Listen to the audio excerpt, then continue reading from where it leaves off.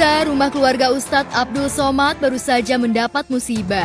Beberapa waktu lalu, seorang pria nekat memasuki rumah keluarga Ustadz Abdul Somad di Jalan Panglima Polem, Kisaran Asahan, Sumatera Utara.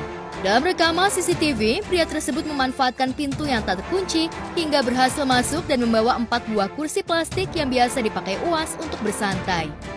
Ya, sekitar jam setengah 3 pagi. Ya. Jam setengah 3 pagi. Yang diambilnya kursi 4 biji. Kira-kira Ustadz Somad suka beristirahat di situ sering? Oh iya. Diduga pria tersebut tak beraksi sendiri, namun dibantu seorang temannya yang sudah berjaga-jaga dan menunggu di luar.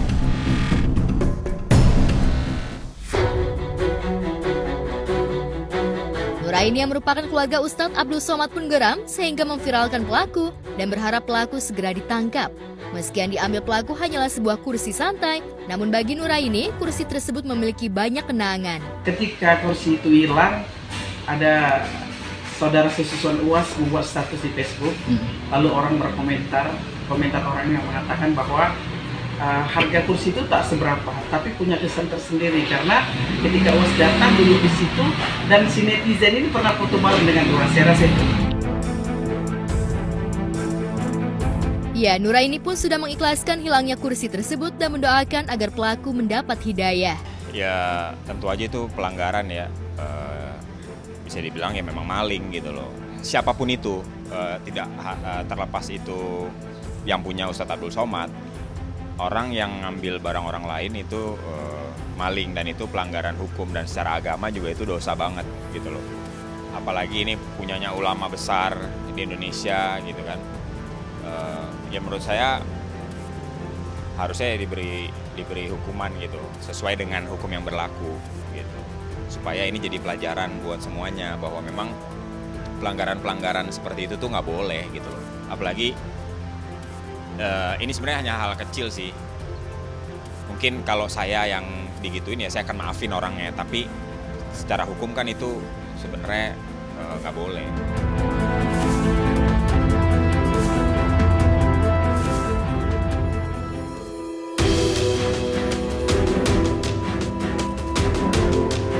Sementara itu, Andika Mahesa rupanya dibuat geram lantaran putranya Mahesa Maula Bumi yang baru berusia 7 mendapat perundungan dan kekerasan verbal dari salah satu orang tua murid di sekolahnya.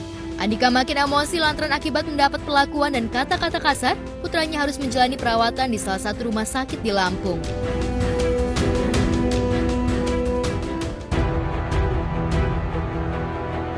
Sebagai ayah, Andika tak terima dengan perlakuan orang tua murid tersebut yang sudah membuli putranya. Dan kemarin, Andika akhirnya memilih melaporkan kasus yang menimpa Bumi ke Polresta Bandar Lampung. Laporan sesuai pada umumnya orang tua gitu. Anak yang dibentak-bentak, saya nggak terima. Anak saya sekarang lama kan sakit, sok berat. Menurut saya percaya benar kepolisian bisa menyelesaikan masalah ini. Saya percayakan semua kepolisian. Kita ikutin aja hukum yang berlaku.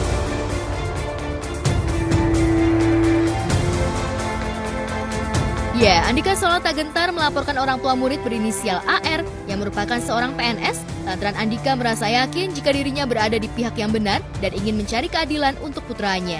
Tak hanya itu, Andika merasa jika perbuatan AR kepada putranya dianggap tak pantas. Nggak pernah bohong saya juga orang biasa.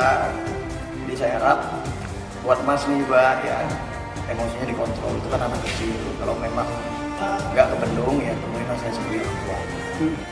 Jangan bentar-bentar. Kita kan ada nomor telepon, ada grup juga di sekolah Betul Jana itu kan ada grup, kan bisa japri saya karena saya ada di grupnya. Seharusnya yang menegur biarlah pihak sekolah, ada guru BK, ada komite semua.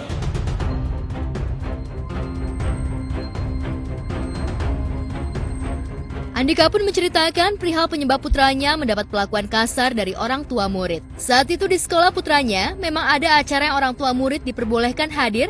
Namun saat itu, Andika yang tengah berada di luar kota tak bisa hadir dan putranya hanya ditemani asisten rumah tangganya. Ketika saya sedang di luar kota, tiba-tiba mendapat laporan bahwa anak saya diintimidasi oleh salah satu orang tua siswa. Yang kebetulan pada hari itu ada acara sekolah yang orang tua siswa dipersilahkan untuk hadir. Ya, Andika pun mengakui jika putranya sempat mengambil mainan dari anak terlapor, namun Andika menyesalkan sikap dan perlakuan AR yang langsung mengintimidasi dan membentak putranya.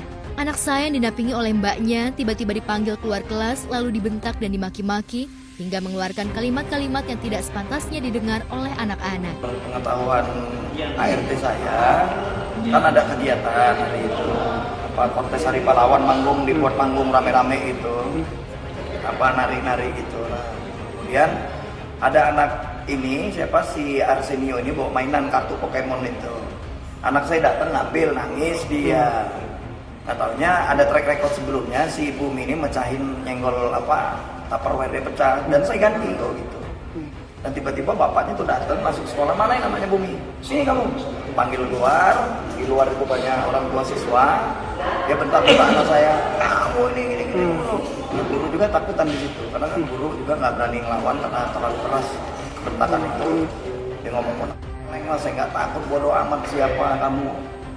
Bapaknya mana ini, Mbak? Bapaknya lagi konser, nggak ada urusan, saya mau Andika mau artis juga, dan mentang-mentang anak artis kamu yang saya nggak berani, dan mentang-mentang anak artis kamu yang saya nggak berani. Sebelum melaporkan ke polisi, Andika bahkan sempat mengajak orang tua murid yang sudah melakukan kekerasan kepada putranya untuk berduel di atas ring tinju. Hal ini dilakukan Andika lantaran dirinya kesal anaknya diancam dan diintimidasi. Kan namanya juga anak-anak, jawab tadi kan.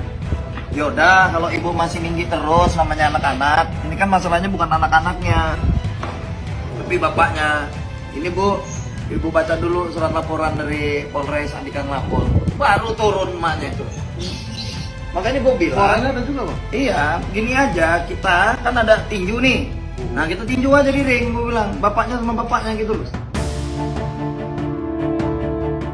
Hingga kini kondisi putranya masih menjalani perawatan di rumah sakit lantaran tak mau makan dan mengalami trauma. Andika juga mengaku jika putranya tak ingin kembali lagi ke sekolah lantaran takut akan mendapat kekerasan.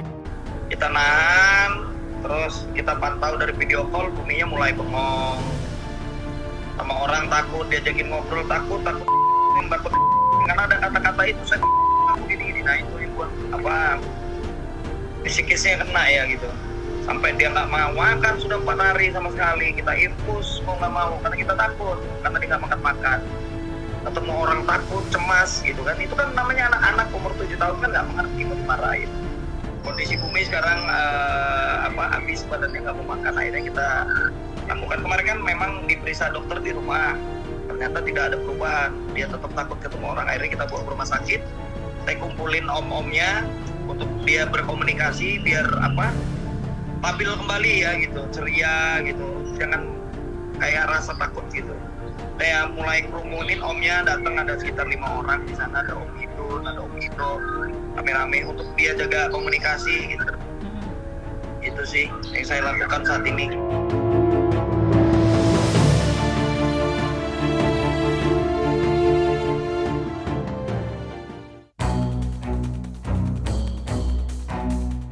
Di sisi lain, sidang perdana penyebaran video asusila mirip Rebecca Klopper kemarin digelar di Pengadilan Negeri Jakarta Selatan. Rebecca yang ditemani Fadli Faisal pun menghadiri sidang perdana BF alias Bayu Freeland sebagai pelaku penyebaran video asusila mirip Rebecca.